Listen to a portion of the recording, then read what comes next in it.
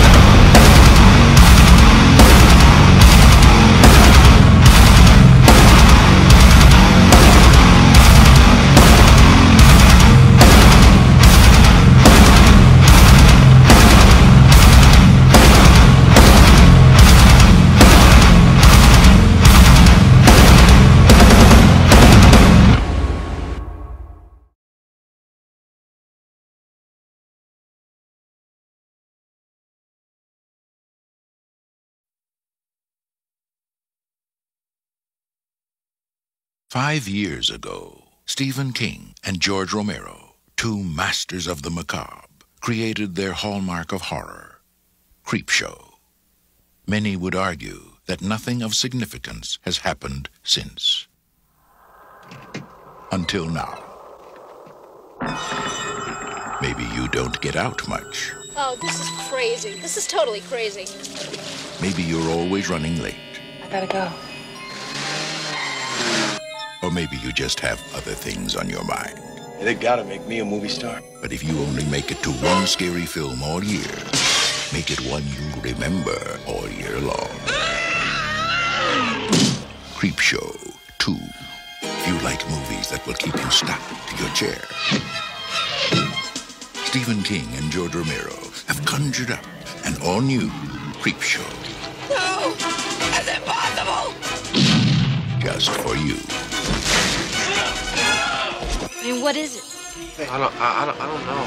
So don't just sit there. And I'm gonna swim for it right now. Walk. Run. Swim if you have to. I got you! But whatever you do, don't take your time. Because the scares come twice as quickly in I-B-U. Creepshow 2.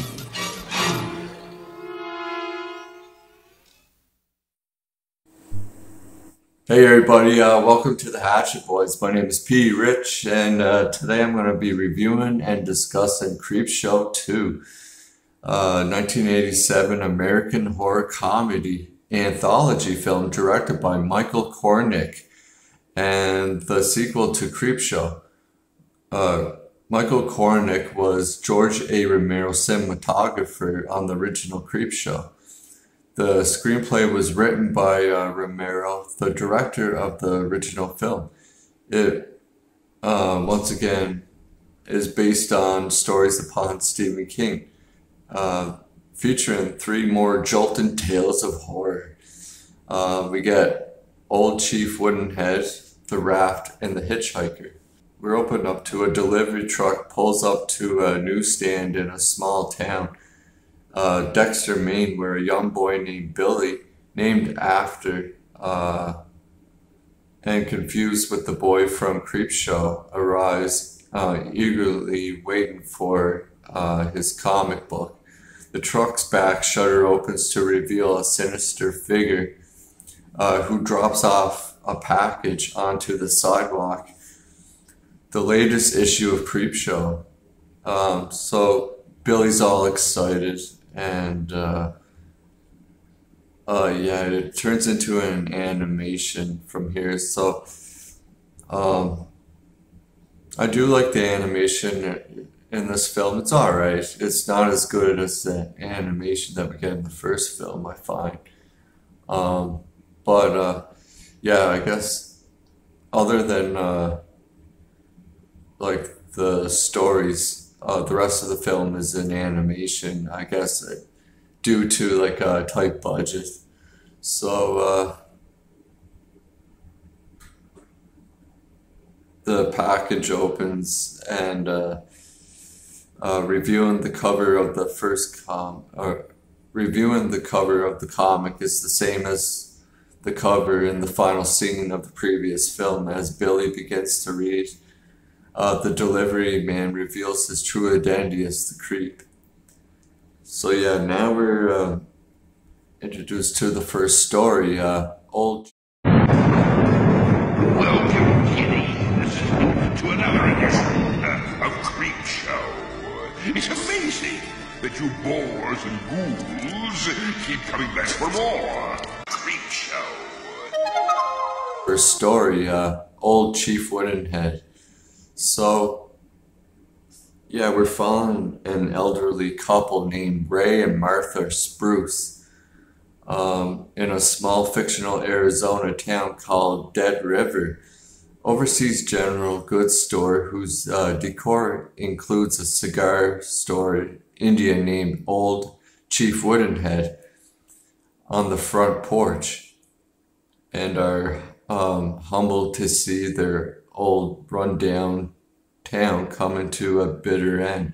The Spruces are visited by a Native American elder named Benjamin White Moon from a local tribe who gives them these jewels, like treasures to hold on to, which are his tribe's sacred treasures, as collateral for the debt the tribe has incurred. Yeah, so the town's like really, it's real slow, and these store owners don't make much business.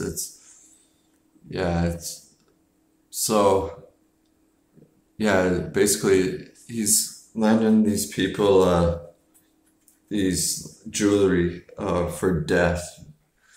So the elder couple, he tries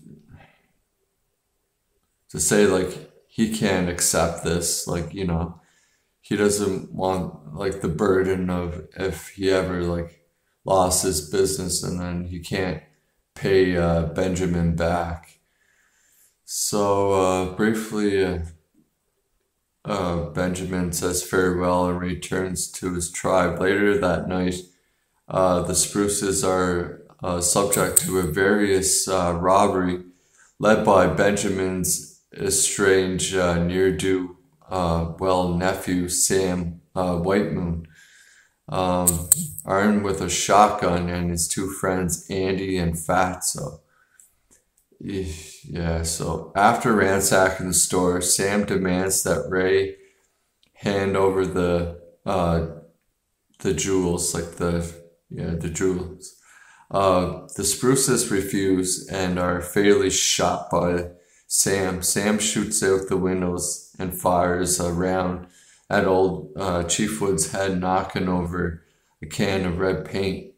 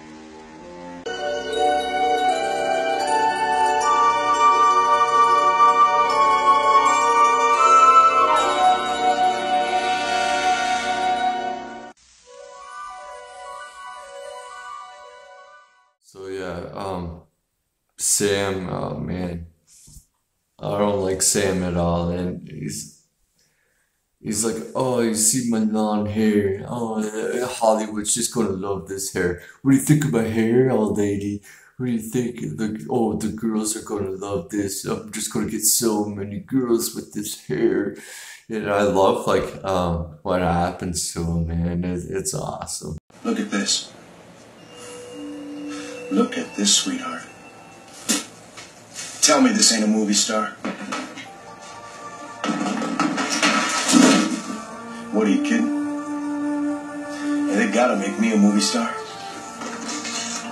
Hey, as soon as they see this hair, they're gonna say, Sam, get over here. Get in front of these cameras. There's 100 million women out there just waiting to run that hair between their legs.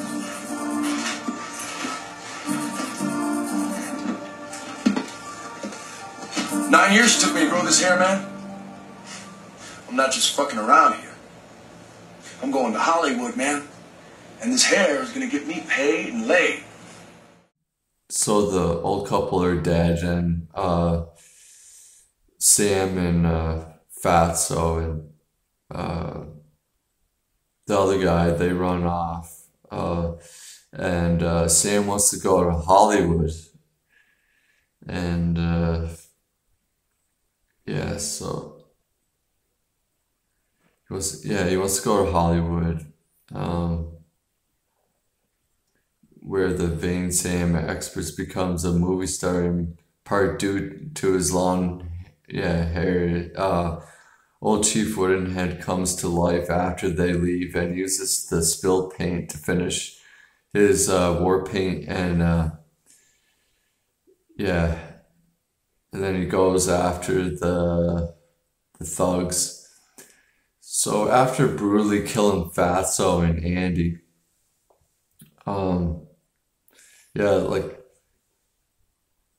it's alright. When he kills Fatso, he gets an arrow right through his throat or something like that, or right through him. He gets an arrow right through him. That's not bad. And then Andy, he gets axed to him. You just see the silhouette of Chief Woodhead get him with the axe, and just blood go all over the garage door. Yeah, it's not bad either. It's alright.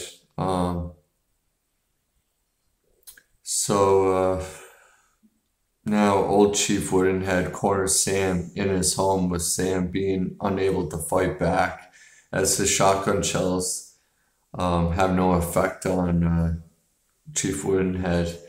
So Sam attempts to lock himself in the bathroom and escape through the window, but old Chief Woodhead breaks through the wall, grabs Sam by his long hair, pulls him through the wall, and scalps him, killing him instantly. Yeah, fuck yeah, I love it. Yeah, fuck your hair there, Sam. Fuck your hair. Anyways, I always thought that was great. Just how the way he was going on, he murdered those two, couple there, and steals his people's, treasure, and he's just a fucking loser, going on about his long fucking hair and shit. And he gets scalped. I love it. So the next morning, Benjamin wakes up in the morning. He finds the bag containing the jewelry by his side. Then he visits the Spruce's general store to find old Chief Woodhead holding his nephew's bloody scalp, a blood stained knife, and fresh war paint, and adorn Chief's face, now aware of what has happened to the Spruces and what Chief Woodhead has done to the killers. Benjamin wishes the old warrior a peaceful afterlife after he drives away. Yeah, so that's the end of the first story.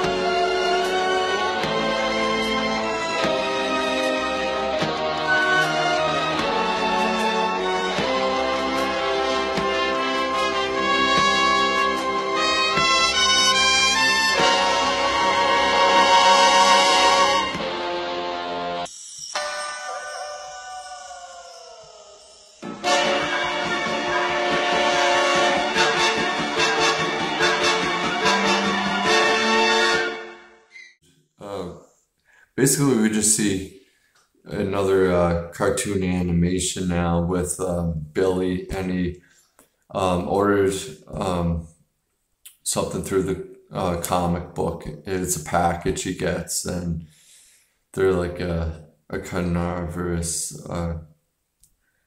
Venus flytrap. Yeah, and then he just goes on his bike and leaves the store. So now we're open up to the second story, The Raft. Oh man, The Raft. And this one is fucking epic.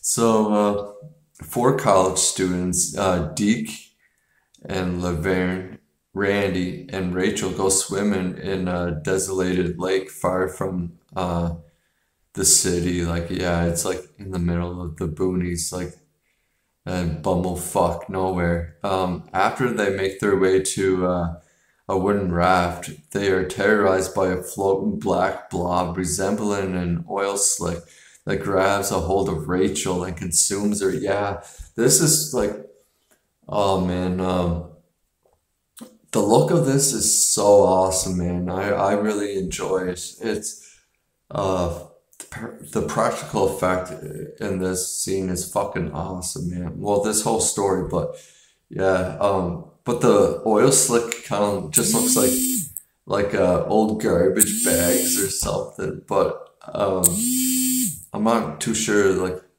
how they made that, but it does kind of look like garbage bags or something.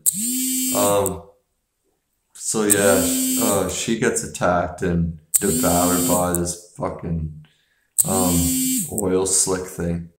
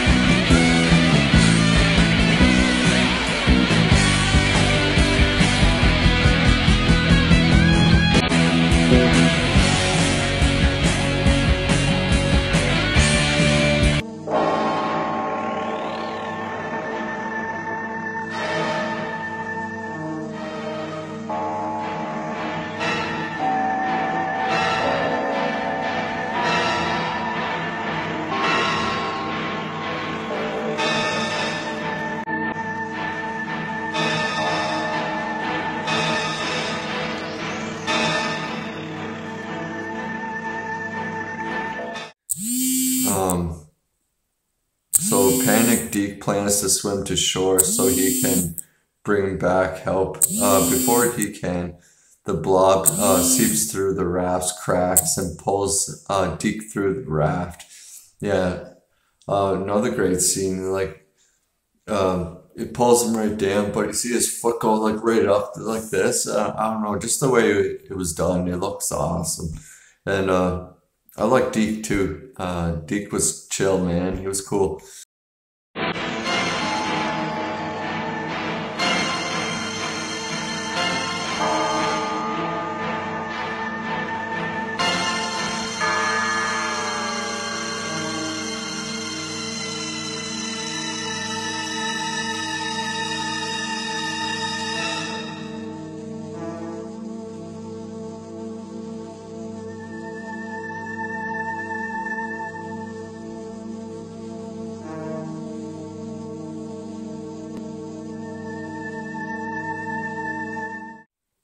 Randy and Laverne evade the creature until it gives up trying to grab them from under the raft. Randy and Laverne are afraid to fall asleep and fear that the creature will attack them. So yeah, they're taking turns staying up all night, just watching, like one another's back or whatever, making sure the fucking oil slick, the creature, whatever you want to call it, doesn't attack them. So they manage to sleep, and Randy is the first to wake up, revealed to find that he and Laverne made it through the night. He begins caressing Laverne's sleeping body. Yeah, he starts like going up her shirt and rubbing her tits, and it's like kind of like, what the fuck? But I guess it's like, the excitement of like they could be dead, you know? And he's like, oh, I might as well just fuck her one last time before you know. So like she kind of starts moaning a bit, so she's kind of waking up a little bit.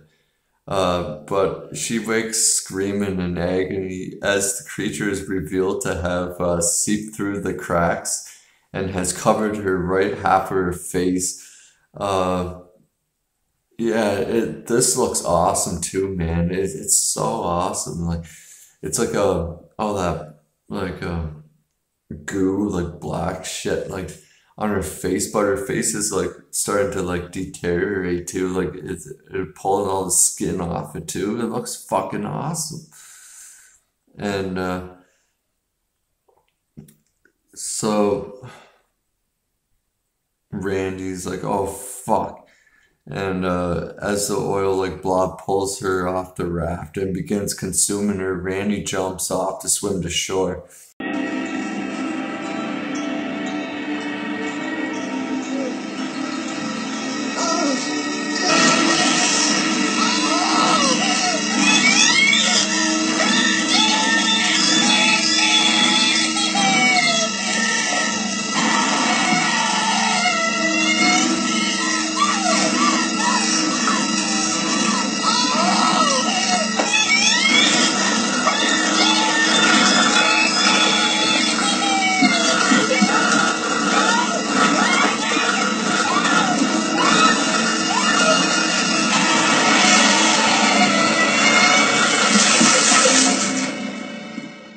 Thinking that he can swim it. He ultimately makes it, barely escaping the creature, and yells, "I beat you! Whatever you are, I beat you!" However, the creature comes out of the water like a wave and just gets him. And so Randy, it just like gets Randy. So it returns to the lake, leaving no evidence of the 4 students ever having visited the lake, other than their car still running. Unknown to the students, there was a no swimming sign, like barely visible, hidden in some thick, like a bush almost, like the plants or the trees are like kind of covering it up. You can barely see it. I thought that was awesome. I was like, yeah, no swim. But do you honestly think they would even listen to the no swimming fucking song? I doubt it, but I still think it was great.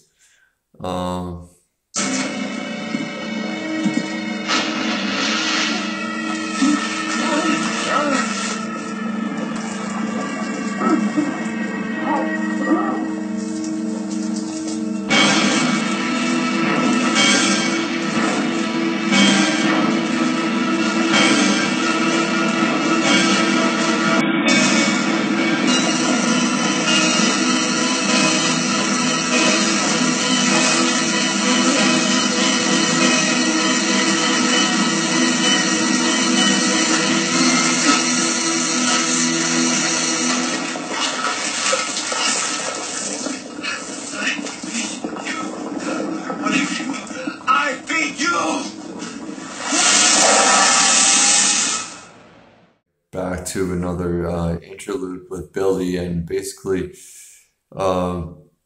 these punk ass kids like they grab his package and like break it on Billy or whatever. So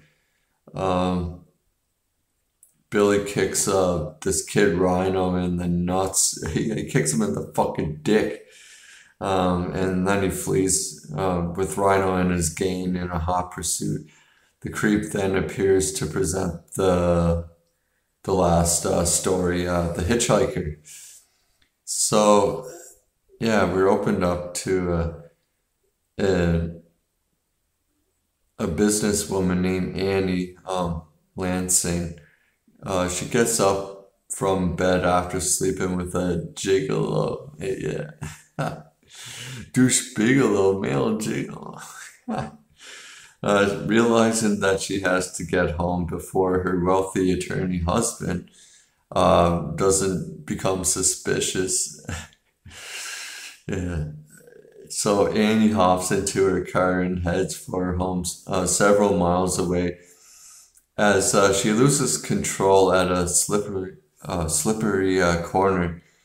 She accidentally hits a Dover bound hitchhiker, played by Tom Rice. So, seeing that no one witnessed that incident, she takes off. Shortly after she leaves the area of the incident, it does then become crowded with other people who report the hit and run to the police. So, miles away from the scene, Annie thinks about what she has done, and then, and the consequences of her actions. She ultimately concludes that no one has anything on her and thinks that everything will be fine. Before she can continue, however, the hitchhiker she killed suddenly appears outside her window and says to her, "Thanks for the ride, lady." Oh man, this is great.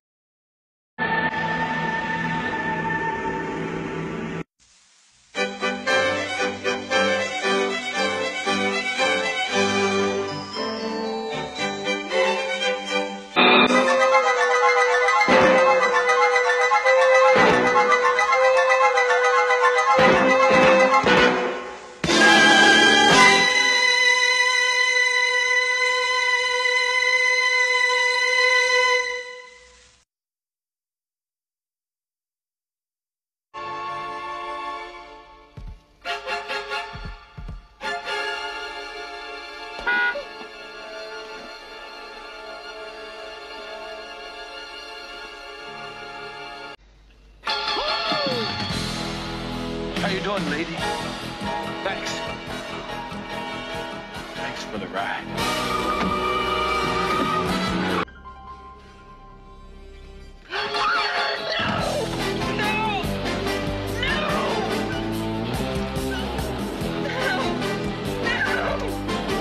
Thanks for the ride, lady.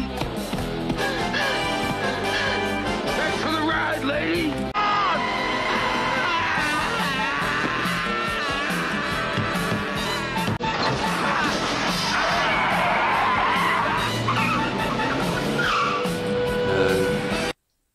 So the hitchhiker always, keeps reappearing.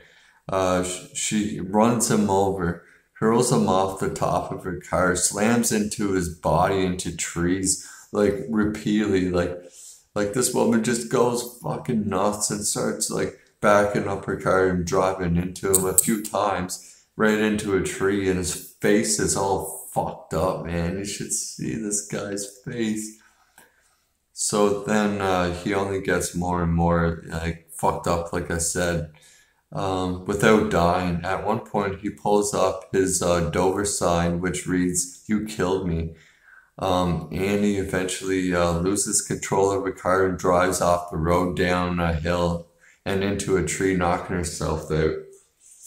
Yeah, and then Annie awakens a while later, not seeing the hitchhiker anywhere, and believes it to be a nightmare.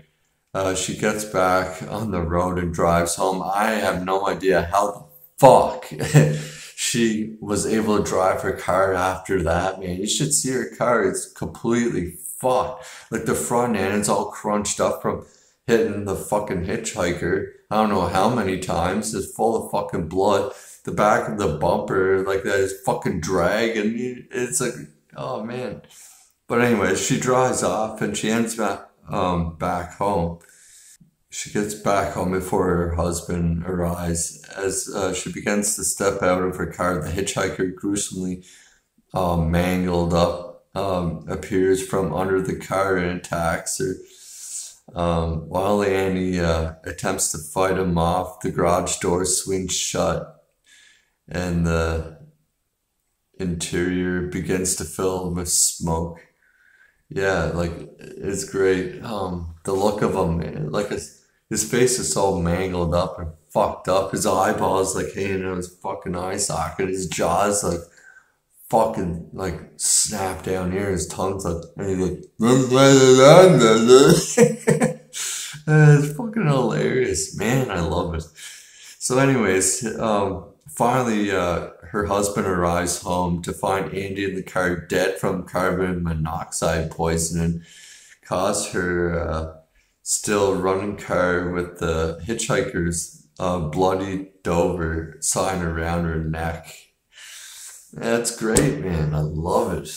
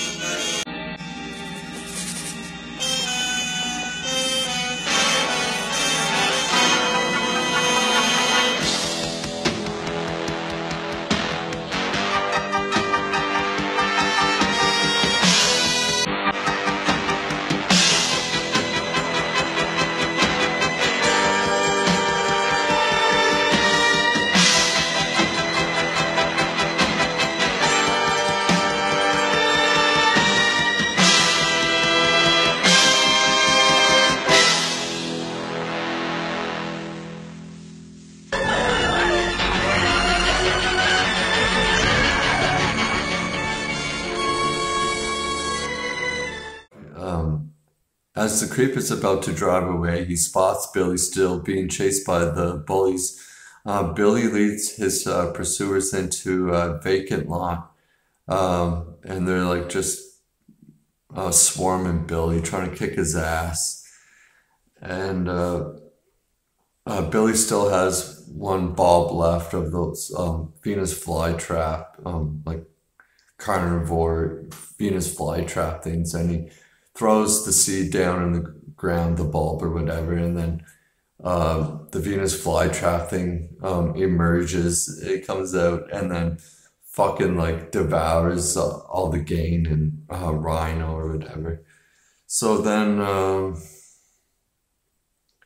yeah, now like the creep is just in the back of his truck, and he's throwing all issues of Creepshow out the back. And he's like laughing.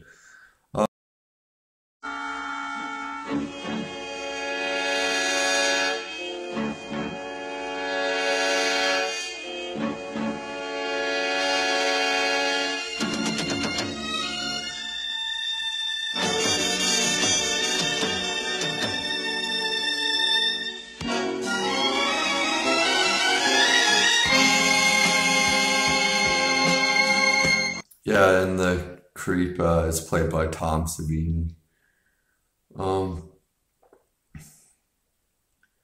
Yeah, I like this one. It's not as good as the first one. Yeah, I still like it overall. And yeah. So my first opinion about this film, like my first impressions of this film, oh man, I really enjoyed it. Yeah, I was a kid when I watched it, but I always liked the first one better, and I still do. But yeah, so yeah, that was my first impression. That I really liked it. Yeah. When I was younger, I never liked the first story that much. And then I never really liked the third story either, but I always liked the Raft. So anyways, getting into the cast here, So, yeah, I'd say like probably my favorite character would have to be Deke. Yeah, of all of them for sure.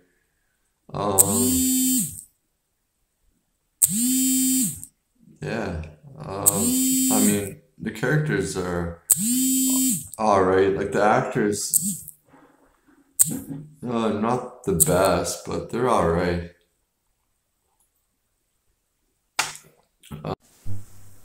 Yeah, I would have to say Sam is the worst character for me. Yeah. Music, I mean, it's not bad and all.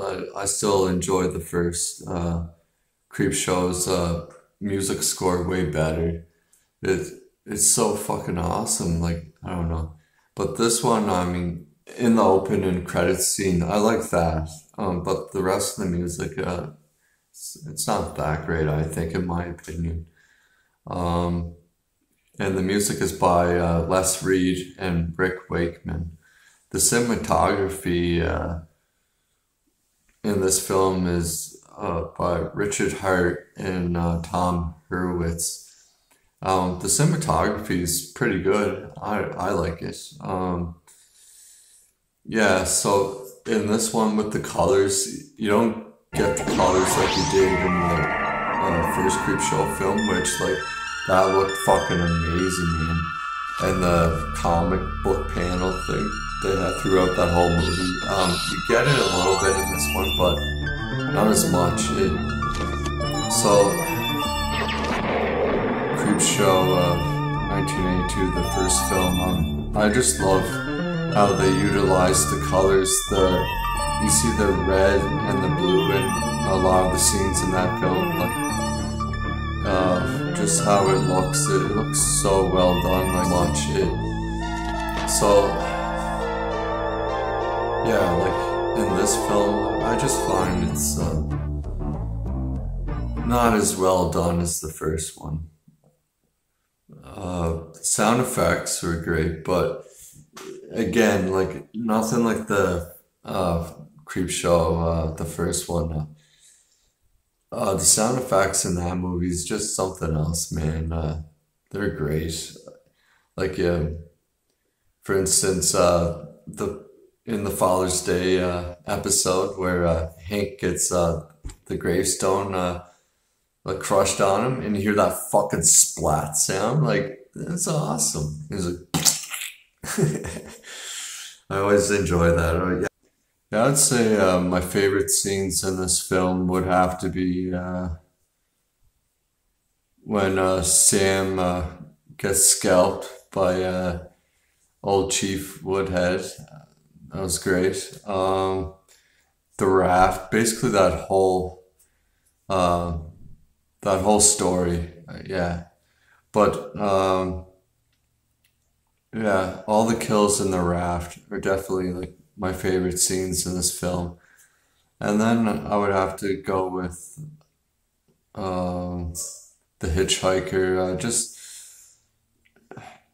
like when she hits him up against the tree over and over and over again, and his face, it's so like mangled and fucked up looking.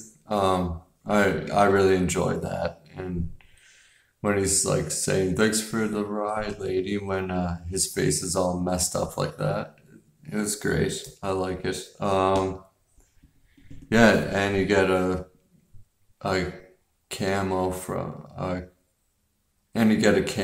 from Stephen King. He was the truck driver in The Hitchhiker. Yeah, those would have to be my favorite scenes in the film for sure. The production, originally the film was planned to have 5 stories, much like the first film. 2 of these consist of Pinfall and Cat from Hell. These 2 segments, however, were cut from the film due to the film's budget. Cat from Hell, which would appear later on in a film called Tales from the Dark Side, the movie. So focused on wealthy old man hiring a hitman for uh,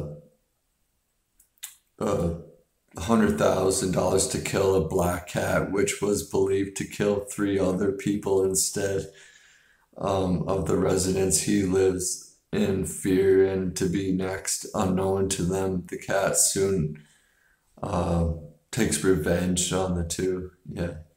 So Pinfall would have been like, was set to appear after old Chief Woodhead told the story of 2 rivalry teams consisted of the Reggie men and the Bad News Boars competing in a bowling alley owned by an aged millionaire. The owner is soon killed in a freak accident, and the teams found out afterwards that he awarded one of them $5 million for whoever got the highest score.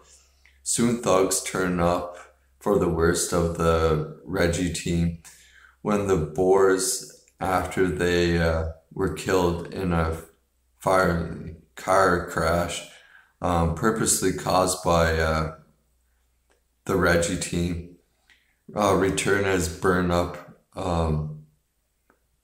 like, I guess, like dead, like undead people, and they take their revenge on the killers. Unlike Cat from Hell, which managed to be brought onto the screen through a different film, Pinfall was never shot and never appeared outside of the film's original script. However, in 2014, the segment was found through Kickstarter by Dale T. Garden as successfully pledged by its backers with $100,231 put into the project against its $1,000 goal. The segment itself was also going to be put into sequels for Tales from the Dark Side, the movie, but this never came. Yeah, this never happened. So during the Raft segment, actor Daniel Baer cited that he had almost died from hypothermia due to the water being very cold. While the crew wanted him to continue working with his role, the director Michael Gornick brought him to the hospital as he feared that the actor would leave the set and never return. Yeah, fuck, I wouldn't either, right? If they better fucking pay him more money, you know? So if they get him to keep working during the cold conditions after his full recovery, he managed to finish the segment. Yeah, so, yeah, that Pinfall one, I mean, that story sounds alright. Like, yeah, maybe that would have been cool. I find The Raft reminds me a lot of the film Cabin Fever.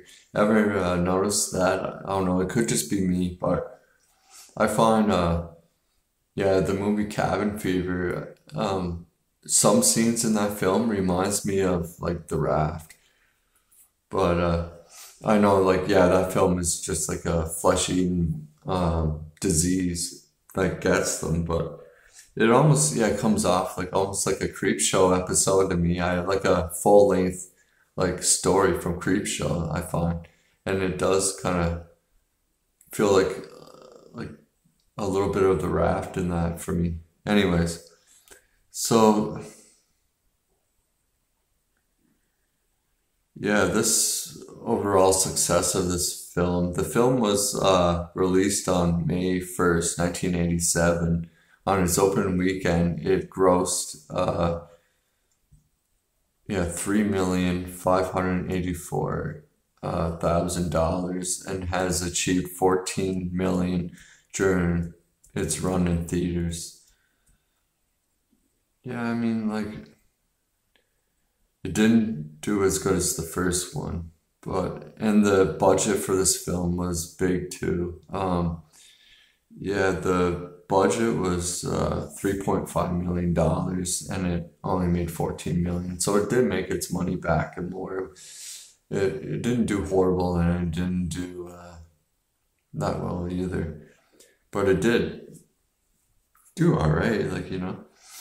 Um, yeah, is there anything else I wanted to add?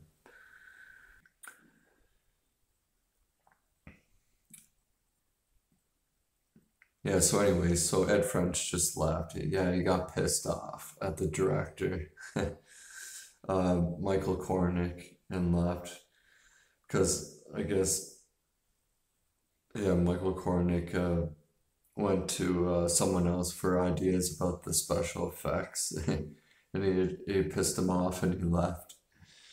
All right, so do I recommend Creepshow 2? Fuck yeah, I do. Yeah, man. Um, yeah, I love this movie ever since I was a kid, and I love the first one. And yeah, like I like the stories, but yeah, I would have to say my favorite story is The Raft, then The Hitchhiker, and then the old Chief Woodhead. Yeah, that story, it's still good. I do like it. It's just I find that's the weakest for me. Um, yeah. So I do recommend Creepshow for sure. What do I rate this film as?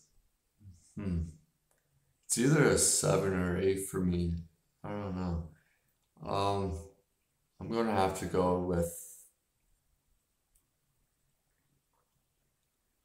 yeah, I'll have to go with an 8. Yeah, I do like it. And it's got a lot of nostalgia for me. Yeah, I give it an 8. An 8 out of 10. Yeah, so I just want to mention quick to one of the viewers, the subscribers, Rosalia Zarita. Yeah, she commented. She's like asked me if I was doing Creepshow too, or I should do it, and I said yeah, I was planning on doing it, and yeah. So if you guys ever want me to review a film, just like if you have requests, just put them in the subscription or in the comment section. Yeah, like just let me know if you ever want a movie reviewed. I'll do that. That's cool. And for Rosalia, yeah, I still haven't forgotten. You mentioned before. You asked me if I would ever do Breaking Bad, and yeah, I just finished watching You Better Call Saul, and I'm starting to watch Breaking Bad again for like the 30th time. I love that fucking show. It's great. But yeah, I'm excited to do that series. Yeah, for sure. Um, but yeah, just let me know if you guys ever want anything reviewed. And that's it from me. That's Creepshow 2 review. And yeah, thanks for dropping in. And all right, see you later, everybody. Bye.